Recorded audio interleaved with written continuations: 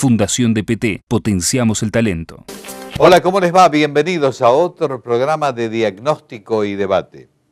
Hoy vamos siguiendo esta recorrida que tenemos por provincias y por localidades. Hoy tenemos el gusto de ir a San Fernando y entonces en ese caso en particular vamos a hablar con el subsecretario de Salud y Medio Ambiente de la Municipalidad de San Fernando, el doctor Omar Maresca.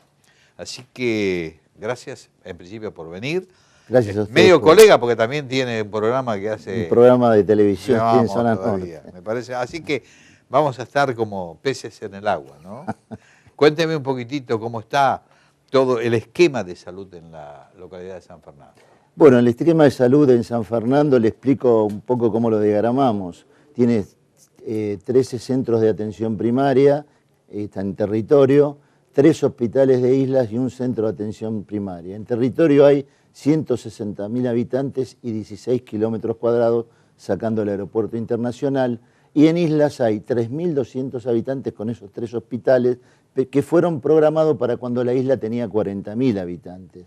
En consecuencia, lo seguimos preservando, seguimos haciendo la atención en isla, que son 920 kilómetros cuadrados la extensión de San Fernando en isla. No es la isla que está frente a San Fernando, esa corresponde a Tigre. La que corresponde a San Fernando es cerca del Paraná. En consecuencia, nosotros tenemos una extensión territorial muy grande y tenemos 2 lanchas de alta complejidad que salen a hacer prácticamente toda la parte de atención en islas.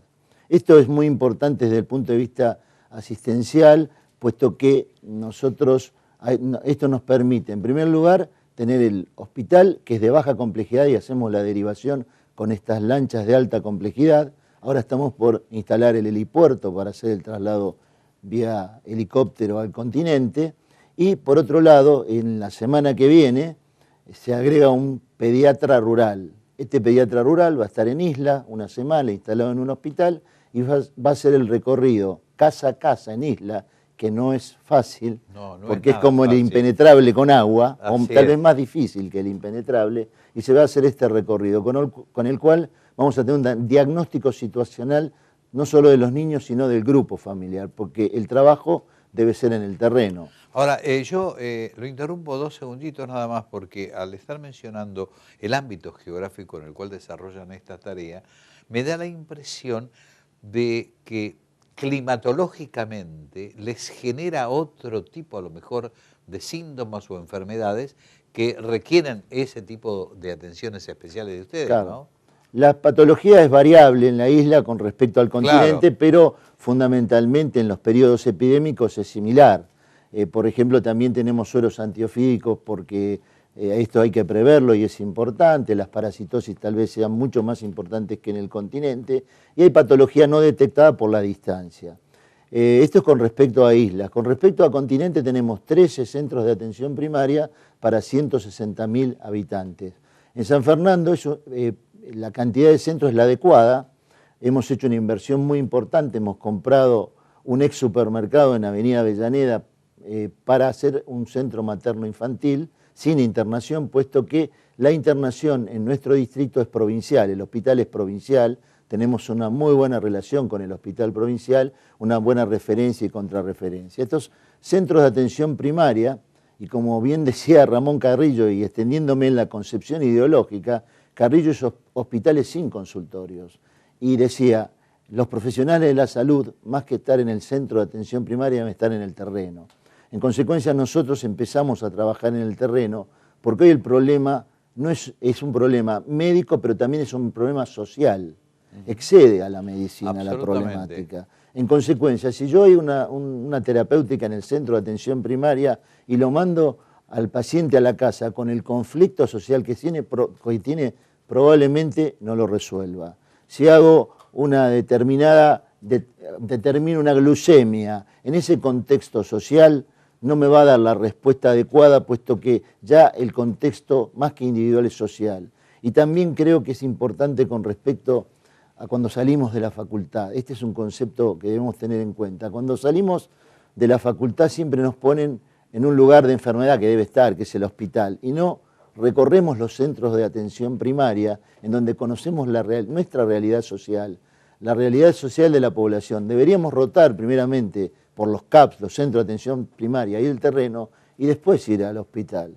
Porque siempre estamos cerca del tomógrafo, cerca de la alta complejidad, que no digo que no sea importante, pero no es el gran porcentaje de lo que atendemos. Y hoy creo que hay que trabajar mucho en talleres con grupos, talleres de diabéticos, talleres de chicos con conflictos, porque hoy lo individual nos sobrepasa la situación social. Ahora yo le pregunto porque, de acuerdo a toda esta tarea que están realizando, los distintos ámbitos en los cuales ustedes se mueven, de algún modo requiere material humano como para poder sostenerlo y aguantarlo y atenderlo.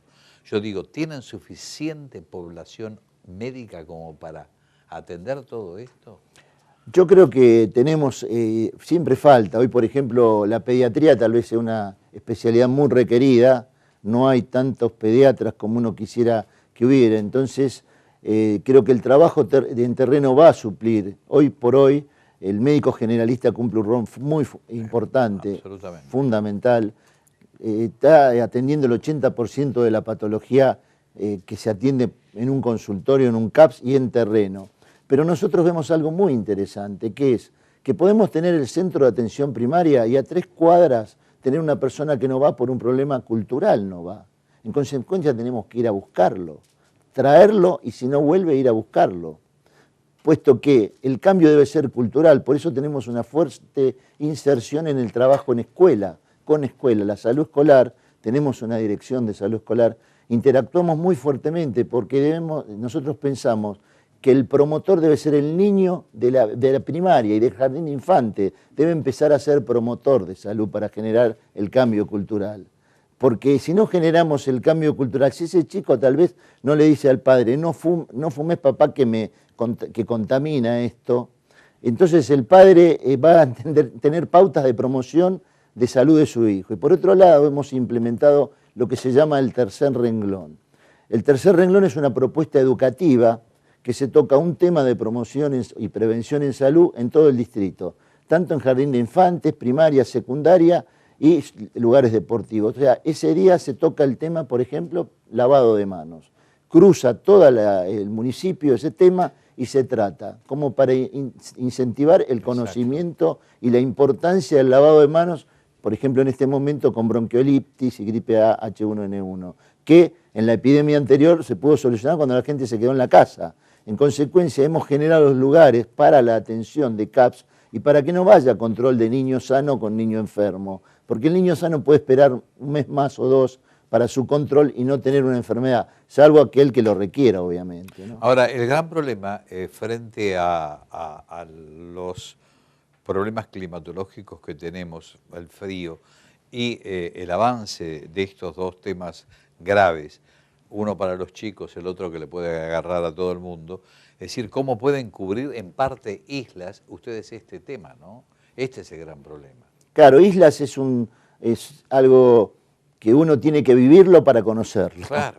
Porque se habla de islas desde la isla turística, pero la isla es otra, la verdadera isla. Entonces las distancias son muy largas, el llegado en la lancha es muy largo, por la profundidad del río no llegan a todos lados, a veces hay que entrar en bote. Es un tema para verlo. Nosotros con este pediatra rural que va a venir, que es docente de la Universidad de Rosario en pediatría rural, o sea que es importante este trabajo, porque habla ya de la pediatría desde la ruralidad, o sea, desde el trabajo en terreno.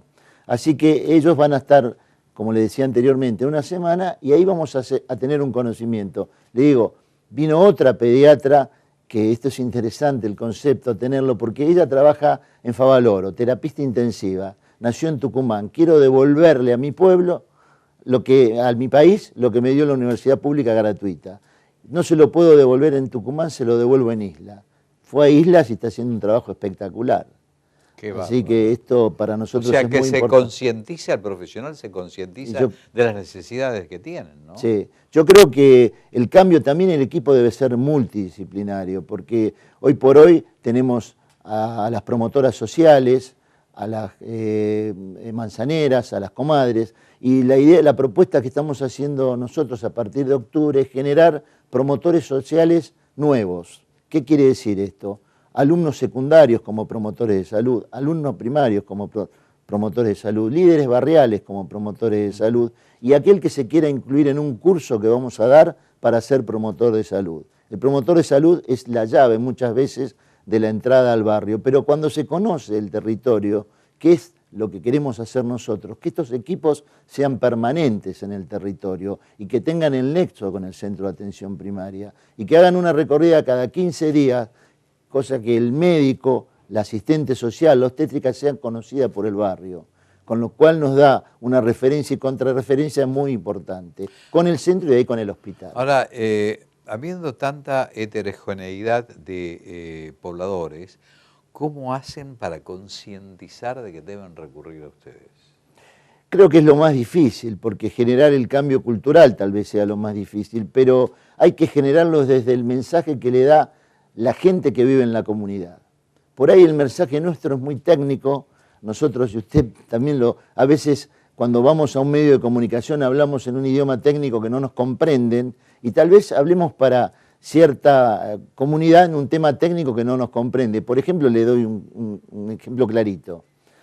Todos los días un pediatra X atendía a 10 chicos y al otro día volvían 8, pero no volvían porque estaban enfermos, volvían porque no habían entendido lo que le había hecho el pediatra ese día y volvía y se lo preguntaba a la enfermera. En consecuencia, tal vez el mecanismo comunicacional que debemos implementar debe ser otro.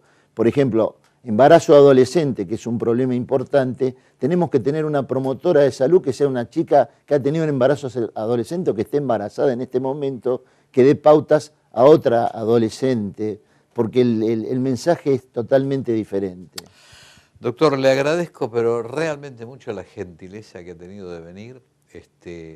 Ha permitido que mucha gente conozca qué es lo que ocurre en la zona. Bueno, muchísimas gracias. Y es importante difundirlo. Muchas gracias. Gracias por estar. Ustedes no se vayan, que tenemos otra cosa para compartir. Ya volvemos.